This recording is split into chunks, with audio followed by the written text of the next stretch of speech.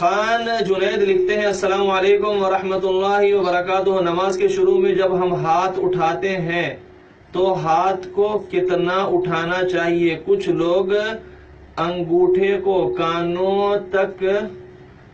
کانوں کو ٹچ کر دیتے ہیں۔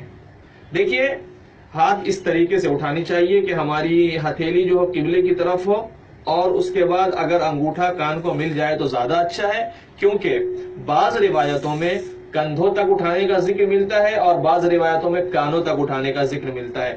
تو تمام احادیث پہ عمل ہو جائے، اس کا سب سے بہتر طریقہ یہ ہے کہ آدمی اپنی ہتھیلیوں کو پورا آگے یوں اٹھائے کندھوں کے قریب، تو کندھوں تک اٹھانا بھی ہو جائے گا اور کانوں تک اٹھانا بھی ہو جائے گا۔